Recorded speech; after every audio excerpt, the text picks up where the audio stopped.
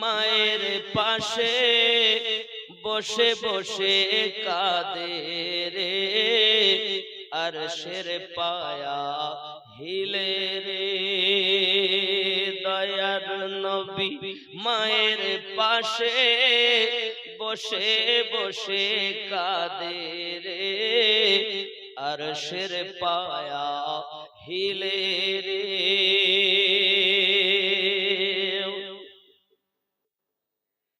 এতিম যদি কাঁদে আরশের পায়া পর্যন্ত হিলে যায়, আর আমরা নবীর উম্মত, আমাদের কলিজা হিলে না।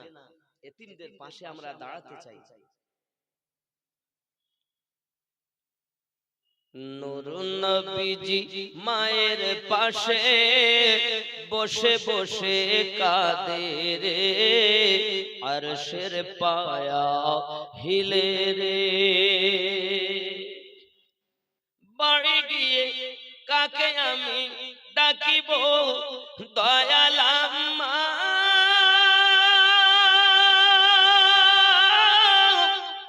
কে বা আমায় কোলে নিবে, কে বা দিবে মুখে চুমা। গর্ভে এতিম পিতা হারা, গর্ভে এতিম পিতা হারা, মাও গেল চলে রে। গর্ভে এতিম পিতা হারা, মাও গেল চলে রে, আরশের পায়া হিলে রে। রাস্তার ধারে এতিম বালক বসে বসে কাঁদে রে, আরশের পায়া হিলে রে। এতিমদের তো মাও নাই, আব্বা নাই। এমন আছে হয়তো মা আছে, আব্বা নাই। আবার অনেক এমন বাচ্চা আছে যাদের আব্বাও নাই, মাও নাই। তাদের মা বাপকে আমরা যদি তাদের পিতার মোহাব্বত দিতে পারি, আমার মায়েরা যদি তাদের মায়ের স্নেহ দিতে পারে, আহা, এতিমদের বাচ্চা, এতিম বালকের মা আম্মা আয়েশা রাদিয়াল্লাহু তাআলা না সেজেছে। এতিম সন্তানের পিতা রাসূল সেজেছেন। এমনিতেই কোরআন মাজিদ সাক্ষী দেয়, উম্মাহাতুল মুমিনিন, প্রত্যেক মুমিনের মা নবীগণের স্ত্রী। জোরে বলে, এ তো আল্লাহর দেওয়া একটি ঘোষিত আইন। তারপরও আমার রাসূল কত সুন্দর আদর্শ আমাদের কাছে তুলে রেখে গেছে। আর আমরা, আমার জওয়ান যুবক সোনা মানিকেরা, রাসূল করিম রউফুর রহিম সাল্লাল্লাহু আলাইহি ওয়াসাল্লাম দুনিয়া সরজমিনে এমন করে সুন্দর করে বলেছেন, ও বাবাজি আমার, ও আমার উম্মতানেরা, জগতের বুকে তোমরা এতিমদের সাহারা হও, এতিমদের পাশে দাঁড়াও, অসহায় এতিম বাচ্চাদের পাশে তোমরা দাঁড়াবে। ও যুবক সোনা মানিক, ভালো করে মাথায় রাখুন, নবী দো জাহান সাল্লাল্লাহু আলাইহি ওয়াসাল্লামের বাণী তারা মানবে, ইশকে নবীতে ফানা হবে যারা, নবী প্রেমিক হবে যারা। ও বাবাজি আমার, এই এতিম বাচ্চারা ইলম শেখার জন্য এসেছে, লেখাপড়া করার জন্য এসেছে। বাবা শুধু লেখাপড়া করার জন্য নয়, সমস্ত দায়িত্ব তার, লেখাপড়া থেকে নিয়ে খাওয়া দাওয়া থেকে নিয়ে বিয়ে শাদী সব নাকি। এখানে খালি যে লেখাপড়া করে ছেড়ে দিলাম কোথায় গেল তার তো ঠিক নেই। সমস্ত দায়িত্ব বহন করছে এতিমখানা, এ মিশন, এ শিক্ষা প্রতিষ্ঠান। জোরে বলুন না সুবহানাল্লাহ। দেখলেই বোঝা যায় আদর্শে আদর্শিতবান হতে পেরেছেন। আর এর সঙ্গে যারা জড়িয়ে থেকে 10টি টাকা, 100 টাকা, 5,000 টাকা দিয়ে সাহায্য করছেন, তারাও আমার নবী পাকের জীবন আদর্শের সঙ্গে শামিল হতে পেরেছেন। জোরে বলুন না সুবহানাল্লাহ। আব্বাসি আমার, ওকুর রব্বি জিদনি ইলমা, আমার নবীকে আল্লাহ পাক জানালেন, হাবিব আপনি আমার কাছে চান। নবী আমার চাইলেন, ওকুর রব্বি জিদনি ইলমা, আল্লাহ তুমি আমার জ্ঞানকে প্রসারিত করে দাও। মেহবুবের প্রিয় যেটা ও সোনা মানিকেরা, আল্লাহর হাবিব সাল্লাল্লাহু আলাইহি ওয়াসাল্লাম বলেছেন, আল ইলমু নূরুন, ইলম হলো জ্ঞান, হলো আলো। জ্ঞান হলো দুই ভাগে বিভক্ত, এক হলো ইলমে শরিয়াত আর একটি হলো ইলমে মারিফাত। এক হলো পুঁথিগত বিদ্যা, স্কুল কলেজে পাঠশালায় মাদ্রাসায় ইউনিভার্সিটিতে আপনার লেখাপড়া করা হয়, এটা হলো পুঁথিগত বিদ্যা। আর একটি হলো দীক্ষাগত বিদ্যা। বাবাজি আমার, এই দুটি জ্ঞানে যিনি জ্ঞানান্বিত হবে ওই ব্যক্তি প্রকৃত জ্ঞানী বিবেচিত হবে। যিনি একটি জ্ঞানে জ্ঞানান্বিত তাকে প্রকৃত জ্ঞানী বলা হয় না। ইলমে শরিয়াতের সঙ্গে সঙ্গে ইলমে মারিফাতের দরকার। নবী আমার বলেন, আল ইলমু নূরুন, ইলম হলো আলো, ইলম হলো জ্যোতি। ইলম কি? ইলম মানে জ্ঞান। আর রাসূল বললেন, আল ইলমু নূরুন, জ্ঞান হলো আলো। এখানে আলো জ্বলে, রাতের অন্ধকারে আমরা আলো জ্বালাই। যদি আলো না থাকে তাহলে পাশে কে বসে আছে চিনতে পারবো না। ভাই থাকলেও বুঝতে পারবো না, তার হাত, তার পা, চোখ, কে বসে আছে বুঝতে পারবো না। আলো থাকলে চেনা যাবে। আলো যার আছে বাবা চিনতে পারবে এটা হারাম, এটি জায়েজ। মায়ের হক এমন, পিতার হক এমন, ওস্তাদের হক এমন, পীর মুর্শিদের হক এমন, বাবা আমার আত্মীয়দের হক এমন, বাবা আমার আপনজন এমন, পাড়া প্রতিবাসীর হক এমন, পড়োশীদের হক এমন, এমন বুঝবে। কারণ আল ইলমু নূরুন, নূর যার ভিতরে আছে ওই ব্যক্তি তো চিনতে পারে।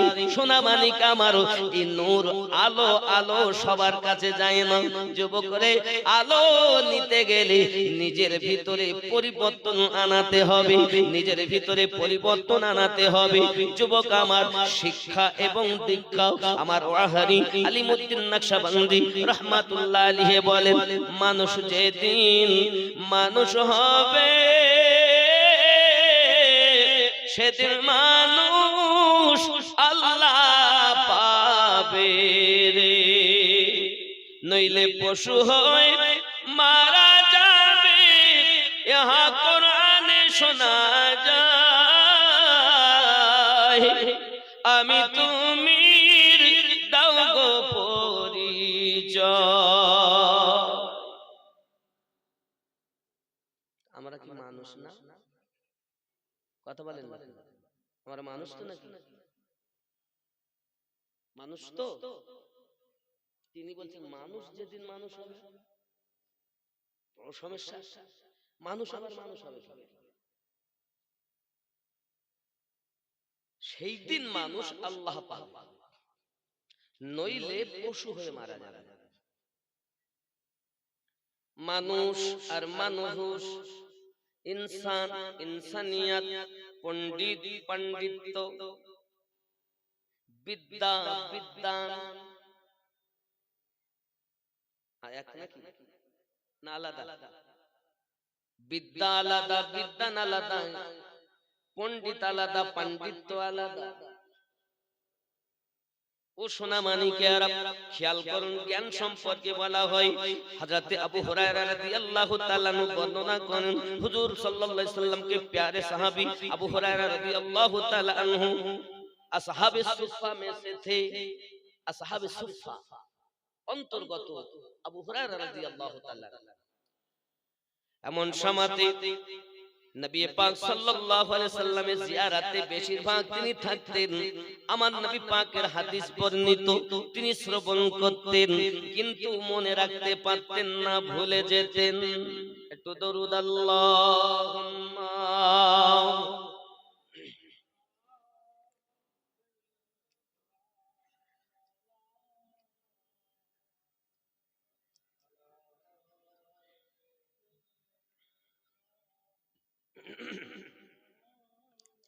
সাল্লাল্লাহু আলাইহি ওয়াসাল্লাম।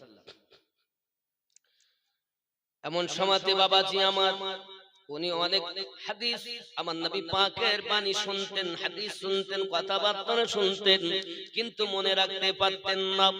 এমন সময়তে সাহাবী রাসূলের আকীদা যদি আমি ভুলে যাই, এই ভুলে যাওয়ার জন্য আমি আমার নবী পাকের কাছে যদি কিছু আরজি করি, অবশ্যই নবী আমাকে কিছু দিবেন যে আমার এই সমস্যাটা দূর হয়ে যাবে।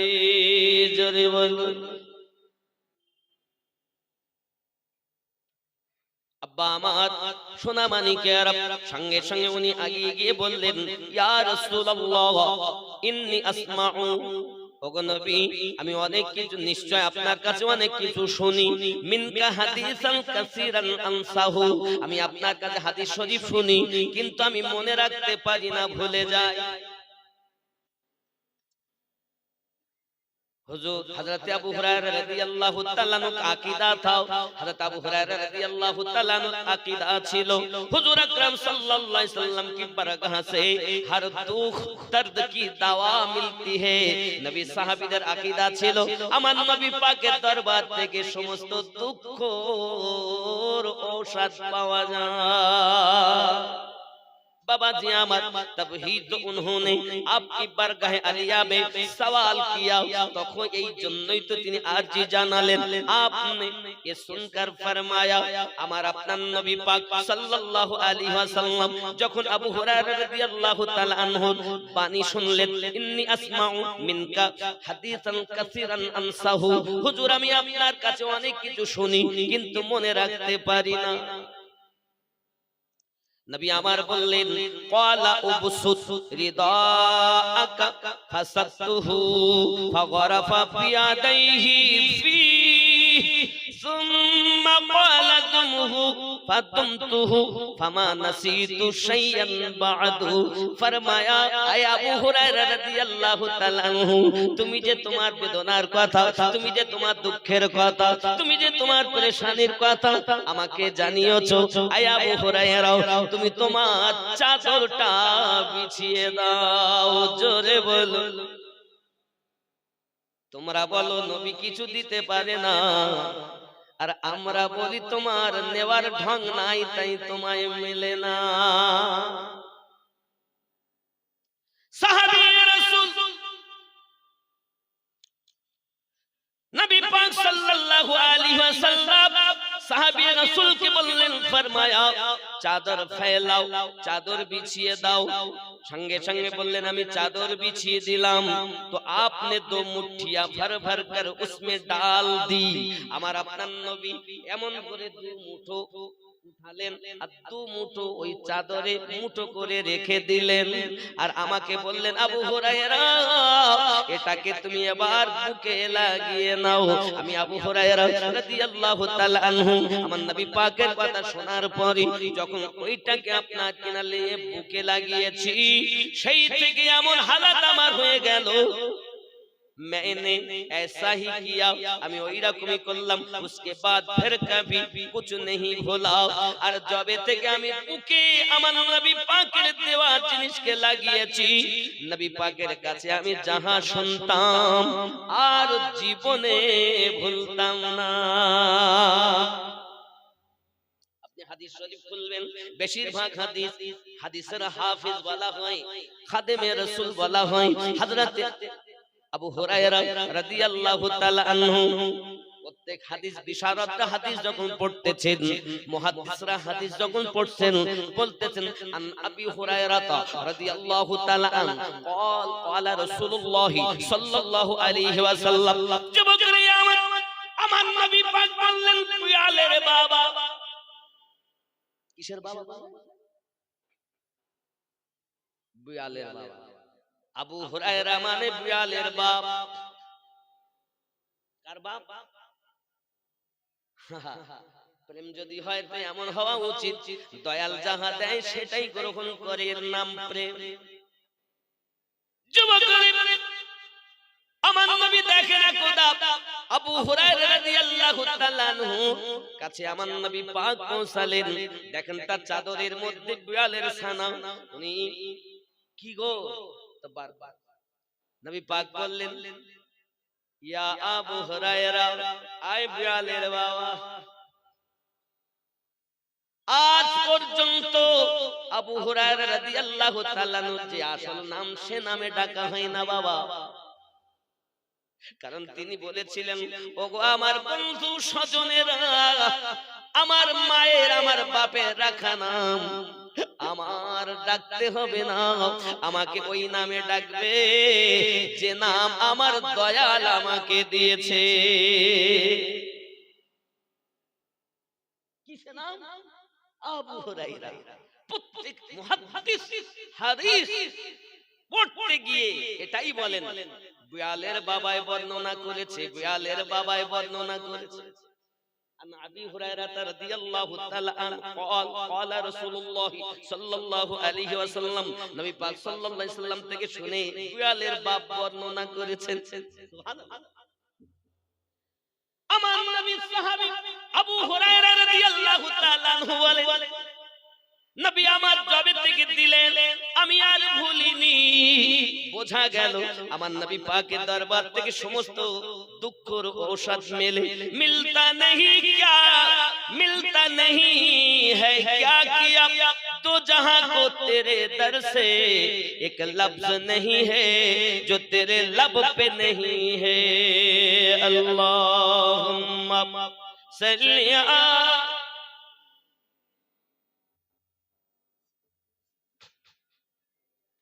وعلى آل سيدنا।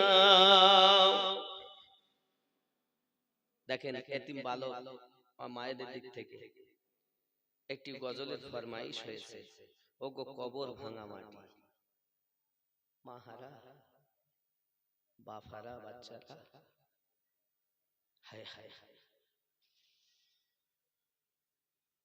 বলবো নাকি? তো আপনারা এত দূরে না বসে একটু কাছে আসতে পারবেন? আব্বা একটু কাছে আসো, শোনা আমার।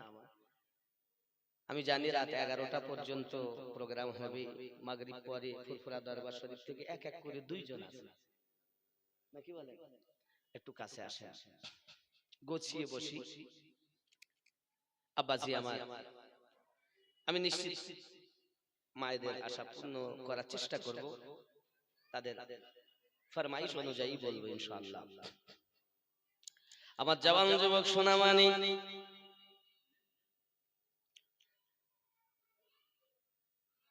ওগো ওগো আমার কবর ভাঙা মাটি,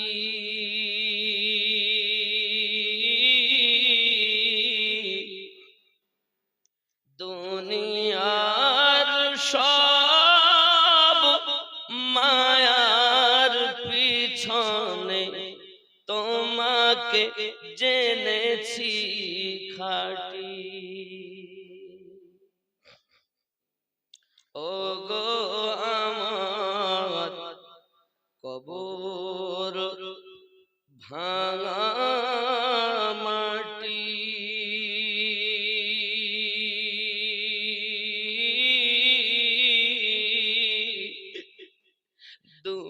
দুনিয়ার সব মায়ার পিছনে তোমাকে জেনেছি খাঁটি।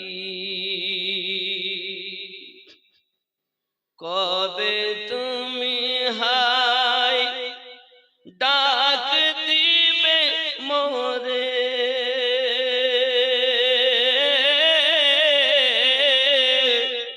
তোমারি শীতল কোলে,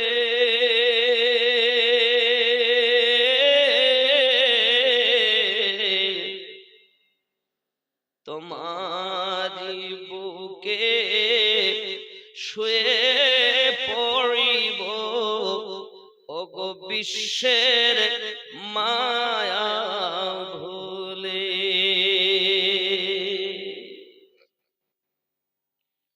রবে না সেদিন পিতার আদর,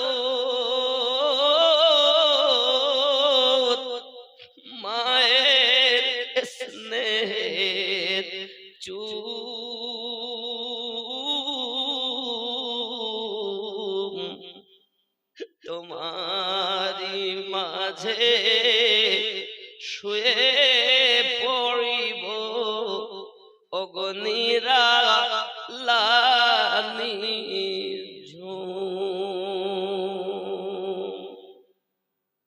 ওগো আমার কবর ভাঙা মাটি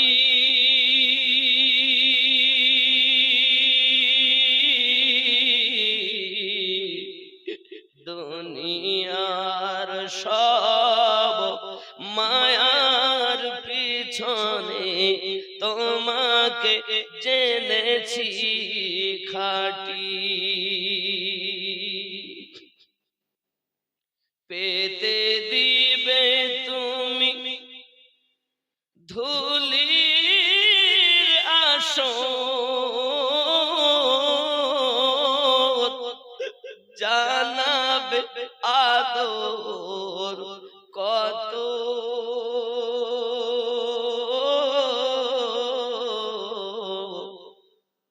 তোমার বুকে শুয়ে পড়িব চির জনমের মতো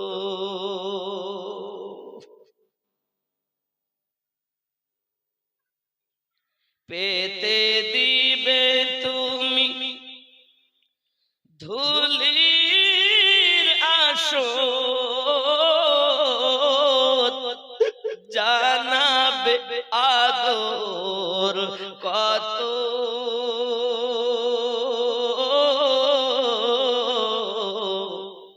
তোমার বুকে শুয়ে পড়িব ওগো চির জনমের মতো রবে না সেদিন পিতার আদর মায়ের স্নেহের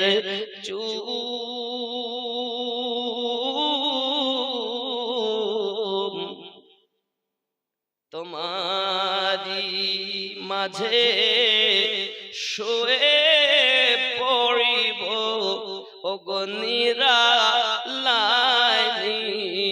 ঝুম ওগো আমার কবর ভাঙা মাটি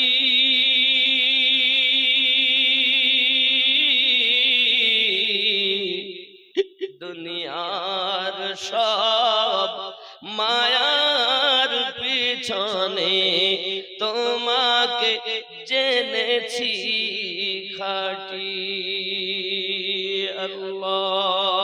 আল্লাহুম্মা সাল্লি আলা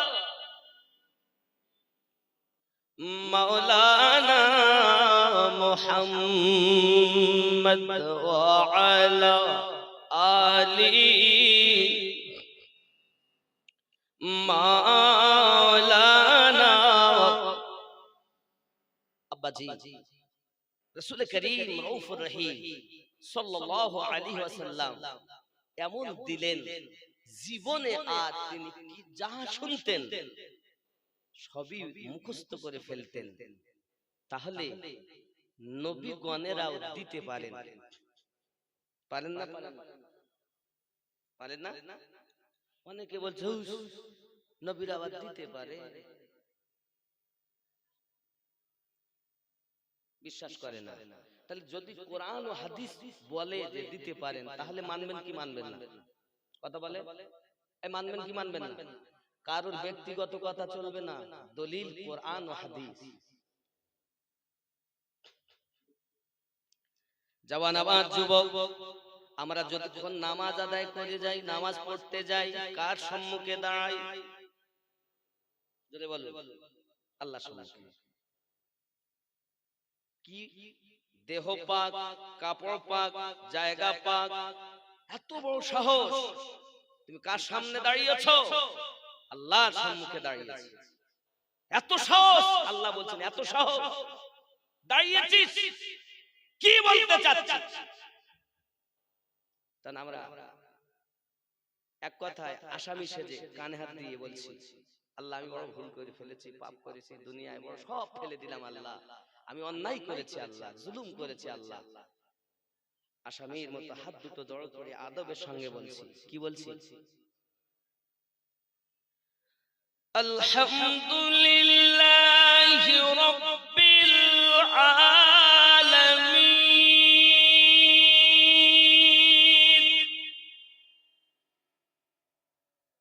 সমস্ত প্রশংসা আল্লাহ পাকের জন্য, যিনি তো জাহানের পালন কর্তা। জোরে বলে। আর কিছু বলতে চাচ্ছ? আল্লাহ আবার জিজ্ঞাসা করছেন, আর কিছু বলবে? সঙ্গে সঙ্গে আবার আমরা বলছি, আর রহমানির রহিম। আপনি রহমান, আপনি রহিম, আপনি দয়ালু। জোরে কোন সুবহানাল্লাহ। আল্লাহ বলছেন, আর কিছু বলবে? হ্যাঁ বলবো।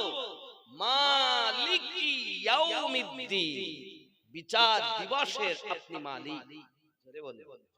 আর কিছু বলবে? জি। কি? ইয়াকা না'বুদু ওয়া ইয়াকা নাস্তাঈন।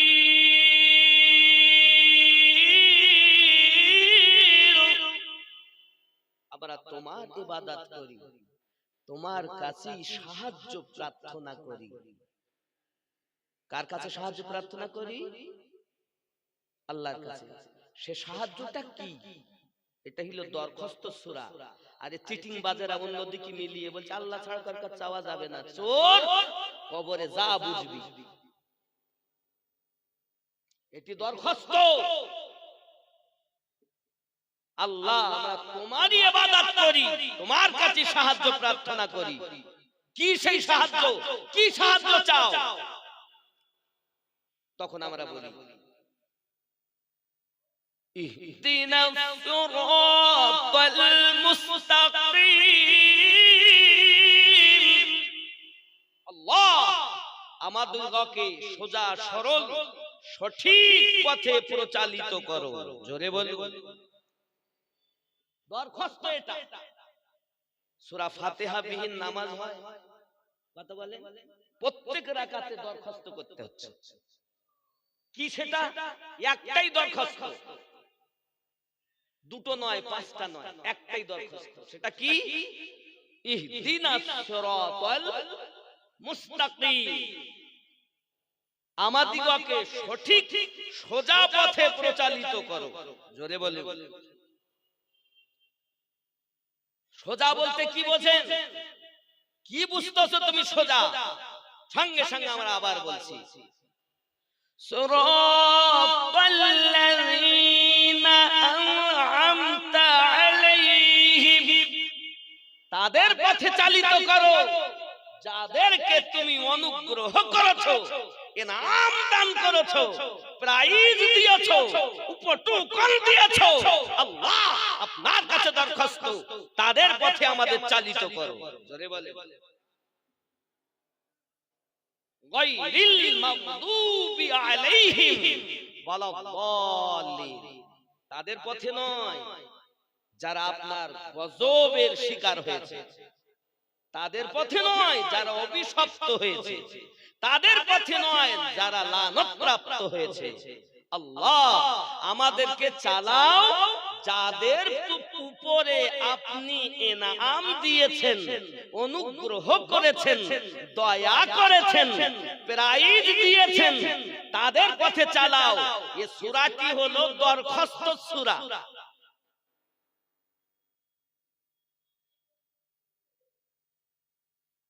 কি দরখাস্ত করেছি আমরা? কি দরখাস্ত করলাম? বুঝতে পারেননি বক্তব্য? কি দরখাস্ত করেছি? একটাই। সেটি কি? সোজা পথে চালাও। দরখাস্তটা কি? জোরে বলেন না। সোজা সরল সঠিক পথে প্রচালিত করো। কাদের পথে? যাদেরকে তুমি অনুগ্রহ করেছো। দরখাস্ত কটা? 5টা 10টা আছে? একটাই দরখাস্ত। এরপর তাহলে আমরা নামাজে বললাম তাদের পথে চালাও। এখন আমাদের জানা দরকার, আমরা দরখাস্ত করলাম তাদের পথে চালাও, এখন আল্লাহর অনুগ্রহ দয়া এনাম কাদের উপরে আছে জানা দরকার আছে না? অপর জায়গায় আল্লাহ বলছেন বিসমিল্লাহির রহমানির রহিম আনআমাল্লাহু আলাইহিম মিনান নাবিয়্যিন আস-সিদ্দীকিন ওয়াশ-শুহাদা'i ওয়াস-সালিহিন। জোরে বলুন কয় জায়গায়? কয় জায়গায় দরখাস্ত করেছি আমরা আল্লাহর কাছে? প্রত্যেক নামাজে সূরা ফাতিহা পড়ি, দরখাস্ত করলাম, কিন্তু আমরা মন আমাদের মাঠে রেখে অনেক সময় নামাজ পড়ি না? পড়ি কি পড়েন না? এবার আমি বলবো তাদের কথা, তবে একটুখানি বলি। অনেকে নামাজ পড়ছে, মন তার মাঠে ঘাটে ব্যবসাতে। তাই আমি বলি, মন ধরলি নামাজ পড়লি নামাজ সারা জীবন ভোর, নামাজ হইল না রে তোর, নামাজের নিলি না খবর। মন ধরলি নামাজ পড়লি নামাজ সারা জীবন ভোর, নামাজ হইল না রে তোর, নামাজের নিলি না খবর। আপনি বলবেন হুজুরে কেমন কথা, ধরলাম পড়লাম নামাজ হলো না? জি, এ মসজিদেতে আজান দিলে সবার আগে যাও, মসজিদেতে আজান মসজিদেতে আজান দিলে সবার আগে যাও, মসজিদ থেকে বাইরে এসে সুদের টাকা খাও, নামাজ হইল না রে তোর, নামাজের নিলি না খবর। মন ধরলি নামাজ পড়লি নামাজ সারা জীবন ভোর, নামাজ হইল না রে তোর, নামাজের নিলি না খবর। এ দাড়ি টুপি হাব্বা জুব্বা সবই তোমার সাদা, দাড়ি টুপি হাব্বা জুব্বা সবই তোমার সাদা, আমিনুদ্দিন কয় মনের মধ্যে তিল পরিমাণ থাকলে তোমার কাদা, নামাজ হইল না রে তোর, নামাজের নিলি না খবর। আর কি হবে? এ নামাজের ভিতরে আমায় মশায় কামড় দিলে, মশা তুমি আগে মারো রুকু সেজদা ফেলে, নামাজ হইল না রে তোর, নামাজের নিলি না খবর। রুকু আগে করে না, সেজদা পড়ছে মুখে কোরআনুল মাজিদ তেলাওয়াত করছে, পড়াই সার আগে মশা মারছে, নামাজ হচ্ছে? ও তো কি নামাজ হচ্ছে না, ব্যায়াম হচ্ছে দেহে। তবে নামাজ কি? স্রষ্টার সঙ্গে সৃষ্টির মিলনের নাম হলো নামাজ। স্রষ্টার সঙ্গে সৃষ্টির মিলনের নাম হলো, মাধ্যম হলো নামাজ। এই নামাজের মাধ্যমে স্রষ্টার সাথে সৃষ্টির মিলন হয়, ঠিক নেই? আমার বন্ধু সোনা মানিকেরা, এইভাবে আমরা নামাজ পড়তে পারলাম না, নামাজ আমরা পড়তেছি শুরু করেছি, কিন্তু বাবা দরখাস্ত করেছি এক জায়গায়, একটি মাত্র কথা বলেছি, তাদের পথে চালাও যাদেরকে তুমি পুরস্কার দিয়েছো। ওই পুরস্কার কাদের উপরে? 4 জায়গায়। কয় জায়গায়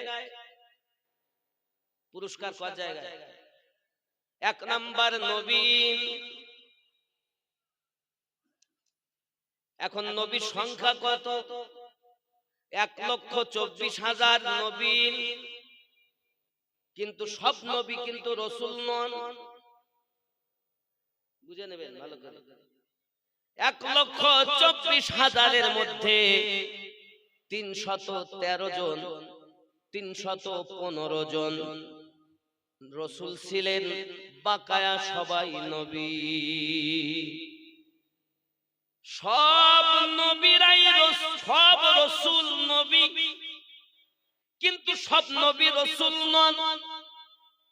যত রাসূল আছে 313 মতান্তরে 15, সমস্ত রাসূলদের মধ্যে শ্রেষ্ঠ রাসূল আমাদের নবী, শ্রেষ্ঠ নবী আমাদের নবী। ঠিক না কথা বলে? আব্বাসি আমার, আল্লাহ পাক রব্বুল ইজ্জত বলেন আমি 1 নম্বরে নবীদের প্রতি প্রাইজ দিয়েছি। তাহলে যত নবী সকলের উপরে আল্লাহ পারে, আল্লাহ পাকের অনুগ্রহ দয়া প্রাইজ আছে। আব্বা আমার আপনি খুলে দেখুন 19তম পারা, আল্লাহ পাক রব্বুল ইজ্জত ওখানে আল্লাহর নবী হযরত মুসা আলাইহিস সালামের আলোচনা করেছেন। আব্বা আমার আল্লাহর নবী ঈসা পয়গম্বরের আলোচনা করেছেন। একদিনের ঘটনা, হযরত ঈসা আলাইহিস সালাম তিনি দুনিয়ার জমিনে মানুষকে, বাচ্চাদেরকে খুব ভালোবাসতেন, স্নেহ করতেন, মোহাব্বত করতেন। বাবা এই মোহাব্বত করাকালীন হযরত ঈসা পয়গম্বর মোহাব্বত করেন, ভালোবাসেন। বাচ্চারা কোথায় আছে তিনি বলে দেন, ওগো আমার সোনা মানিকেরা। এমনি করে বাচ্চারা যখন বাড়ি যাবে, ঈসা পয়গম্বর বলেন, বাবু তুমি বাড়ি যাও, তোমার আব্বা তোমার জন্য এই জামাটা কিনে এনেছে, অমুক জায়গায় রেখেছে, যাও বাবা, তোমার মা তোমার জন্য আজকে এই খাবার তৈরি করেছে। বাড়িতে যাইয়া বাচ্চারা আনন্দ করে খায়। জোরে বলুন সুবহানাল্লাহ। কোরআনের কথা বলছে, আমার কথা না। যদি না থাকে আমাকে ধরেন, আর যদি থাকে তো আপনি মেনে নেন। আল্লাহর নবী ঈসা আলাইহিস সালাম এইভাবে যখন বাচ্চাদেরকে উপদেশ দেন, বাচ্চারা দলে দলে ঈসা নবীর মোহাব্বতে যাইয়া বসে কথাবার্তা শুনে। এলাকার মানুষ দেখে আমরা তো ঈসা নবীর কথা মানি না, ঈসা নবীর কথা শুনতে যাই না। আমাদের বাচ্চারা যখন ওনার কাছে যাচ্ছে, ভবিষ্যতে বাচ্চাগুলো কিন্তু আমাদের থেকে আলাদা হয়ে যাবে, ঈসা নবীর কথা মেনে চলবে, আমাদের কথা আর মানবে না। তাই এলাকা মানুষ, এলাকাবাসী যুক্তি পরামর্শ করে এলাকার সমস্ত বাচ্চাগুলোকে এক জায়গায় করে একটা ঘরের ভিতরে বন্দী করে রেখেছে। বাবা আমার দিনের বেলা, দিন যখন বেশি একটু বেলা হয়ে গেল, কোন বাচ্চা যখন হুজুরের কাছে আসছে, ঈসা পয়গম্বর সঙ্গে সঙ্গে চিন্তা করলেন ব্যাপারটা কি, বাচ্চাগুলো আসে না কেন। উনি সঙ্গে সঙ্গে গ্রামের ভিতরে বেরিয়েছেন। গ্রামের ভিতরে বেরিয়ে দেখি কয়েকজন মানুষ একটা ঘরের দরজায় দাঁড়িয়ে আছে। উনি গিয়ে জিজ্ঞাসা করছেন, বাবারা আজ এই এলাকার বাচ্চাগুলো সব কোথায় গেল? কোরআনের কথা, কোরআন বসে তবে বাংলায় বলছে। তখন বাচ্চাগুলো, এই ওই মানুষগুলো বলে বাচ্চাগুলো কেউ নাই। ঈসা নবী জিজ্ঞাসা করছেন, তবে ঘরের ভিতরে কারা? তখন তারা বলছে ঘরের ভিতরে কিছুই নাই। নবী ঈসা আলাইহিস সালাম বললেন, যেন তাই হয়। জোরে বলো, শুধু এই কথাই বললেন, তাই যেন আল্লাহ কবুল করেন। বাবা আমার, এবার নবী ঈসা যখন চলে গেলেন, তারা দরজা খুলে দেখতেছেন একটা বাচ্চা ঘরের ভিতরে নাই, গায়েব হয়ে গেছে। জোরে বলেন না সুবহানাল্লাহ। এখন ঈসা নবী যখন চলে গেলেন, বাচ্চাগুলো পাওয়া গেল না। এমন সমাধি তাদের ভিতরে এবার কান্নাকাটি শুরু হয়ে গেল। এ বলে তুই আমার বেটা এনেছিস, ও বলে তুই আমার মেয়ে এনেছিস, ও বলে তুই আমার ভাই এনেছিস। এলাকায় সবাই কান্না শুরু করে দিয়েছে, বাচ্চা হারিয়ে গেল, সোনামানিক কান্নার রোল পড়ে গেল, উপায় নাই। আবার সকলে আপনার কিনা কান্না করতে করতে হুজুরের কাছে গিয়েছেন। ওগো নবী ঈসা আলাইহিস সালাম, আপনি আমাদেরকে maaf করে দিন, আপনি আমাদেরকে ক্ষমা করে দিন। ঈসা আলাইহিস সালাম বললেন, ঠিক আছে আমি ক্ষমা করে দিলাম, তোমরা চলে যাও, যেখানে বাচ্চা রেখেছিলে সেখানেই পাবে। প্রাইজ কে দিয়েছেন? আল্লাহ পাক বলেন, মিনান নবী, আমি আল্লাহ নবীদের প্রতি প্রাইজ দিয়েছি। বোঝা গেল এরূপ ভাবে সমস্ত নবীদের প্রতি আল্লাহ পাক কম বেশি প্রাইজ দিয়েছেন। আরো জোরে বলুন সুবহানাল্লাহ। আব্বাজি আমার সোনা মানিক, 2 নম্বরে সিদ্দিকীনদের কথা বলা হয়েছে, সত্যবাদীদের কথা বলা হয়েছে। সত্যবাদী এখন কারা? আমরা সত্যবাদী?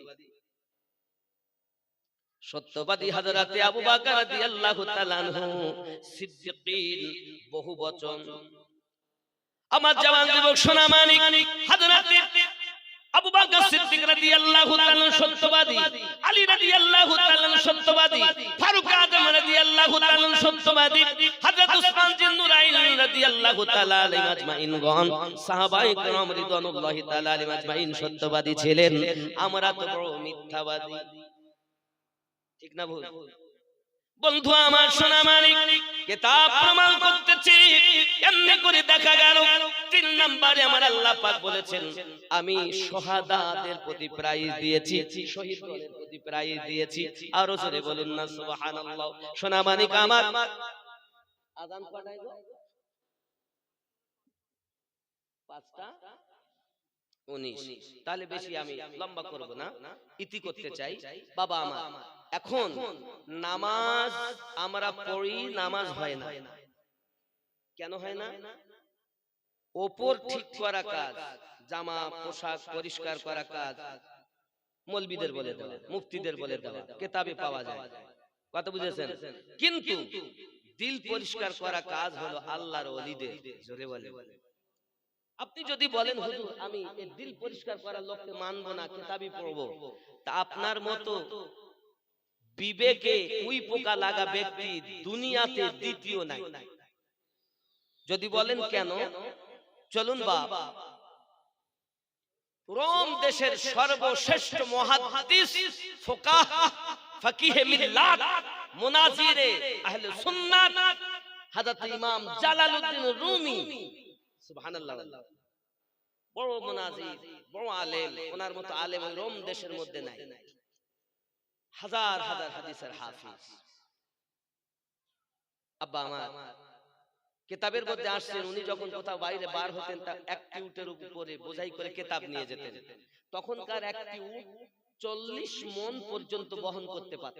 তাহলে একটা উটের পিঠে যদি 40 মণ কিতাব থাকে, তিনি ছিলেন ইমাম জালালউদ্দিন রুমি। জ্বলে বলে।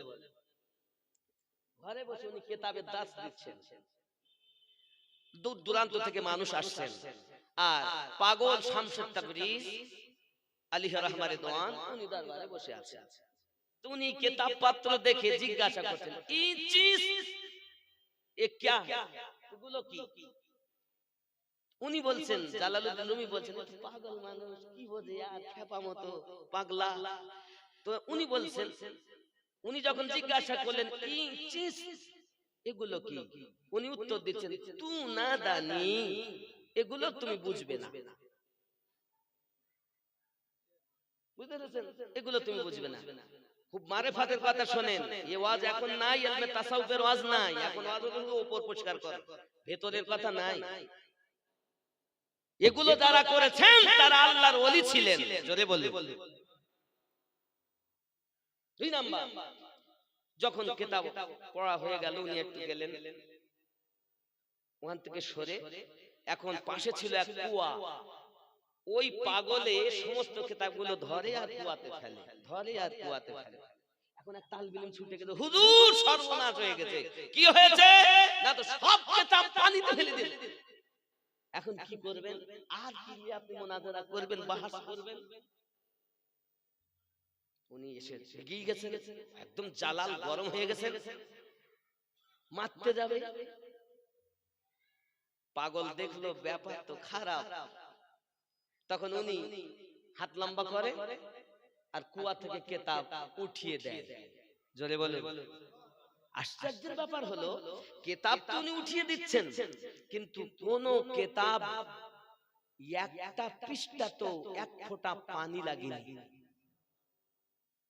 ইমাম জালালউদ্দিন রুমি আশ্চর্য হয়ে গেলেন, গিয়ে জিজ্ঞাসা করছেন, এটি কি? উনি বললেন, তু না দানি, এটি যে কোন বিদ্যা এটা তুমিও জানো না। ইমাম জালালউদ্দিন রুমি বলেন,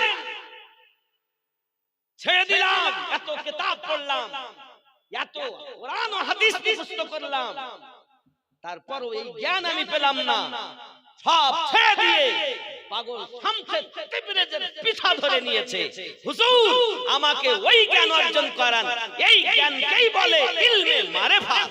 জোরে বলে। এই দুই জ্ঞানে আপনি যতদিন জ্ঞানী না হবেন ততদিন আপনি সঠিক আলেমও হবেন না, সঠিক জ্ঞানী বলে বিবেচিত হবেন না। কথা বুঝেছেন? যেমন কিতাবি জ্ঞানের দরকার, স্কুলের হোক, কলেজের হোক, ইউনিভার্সিটির হোক, মাদ্রাসার হোক, যেগুলো আপনি অর্জন করেন সব জ্ঞানই সুন্দর, কোনটা দুনিয়ার কাজে, কোনটা আখিরাতের কাজে, ঠিক কিনা বলেন? কিন্তু তার পাশাপাশি ইলমে মারিফাত না অর্জন করা পর্যন্ত আপনি কিছুই পাবেন না। আর এই ইলমে মারিফাত অর্জন করা ব্যক্তিদের গোলামি যারা করেছেন তারাই বুঝেছেন ইসলামের নির্যাস আমার আল্লাহ পাক তাদের মধ্যে দান করেছেন। জোরে বলে। তো 4 নম্বরে যে কথা বলা হয়েছে, তো নবীন এখন নেই, সিদ্দিকিনগণ নেই, শহাদায়ে কেরাম এখন নেই, এখন আছে কি? সালেহীন, যাকে বলা হয় পীর ও মুর্শিদ। জোরে বলেন সুবহানাল্লাহ। এখন আমাদের উচিত মুর্শিদের কাছে যাওয়া, বায়াত গ্রহণ করা। বায়াতে মুর্শিদ বায়াতে রাসূল হবে, আর বায়াতে মুর্শিদ বায়াতে আল্লাহ হবে। যদি বলেন হুজুর এ কেমন কথা, বলে আল্লাহ কার? আরে নবী যার আল্লাহ তার, নবী কার? মুর্শিদ যার নবী আছে তার, আর নবী আছে যার আল্লাহ আছে তার। জোরে বলে। এখন মুরিদ হওয়া জরুরি। কোরআনুল মাজিদ সূরা আল কাহাফ আয়াত নাম্বার 17 আমার আল্লাহ পাক বলেন, বিসমিল্লাহির রহমানির রহিম, মাই ইয়াহদিল্লাহু ফাহুয়াল মুহতাদি। আমি আল্লাহ যাদের হেদায়েত দান করি তারা হেদায়েত প্রাপ্ত হয়। ওয়া মাই ইউদলিল, আমি আল্লাহ যাদের পথভ্রষ্ট করি ফালান তাজিদা লাহু ওয়ালিয়াম মুরশিদা। একজন পথপ্রদর্শক হিসাবে আউলিয়াকে মুর্শিদ হিসাবে পাবে না। তো আউলিয়াকে মুর্শিদ হিসাবে পেয়েছে যারা আল্লাহ পাকের কোরআন মোতাবেক হেদায়েত প্রাপ্ত তারা। আমাদের উচিত হলো মুর্শিদের কাছে বায়াত হওয়া। জোরে বলে। কি হওয়া? বায়াত হওয়া। আল্লাহ আমাদের সকলকে যেন তৌফিক দান করেন। আরো জোরে বলি আমিন। এতিমের পাশে থাকুন, নবী পাকের চরিত্র অনুযায়ী নিজের জীবনকে পরিচালনা করুন। আল্লাহ আমাদের যেন তৌফিক দান করেন। জোরে বলি আমিন। আসুন একটু সালাত ও সালাম পড়ি ইয়া নবী।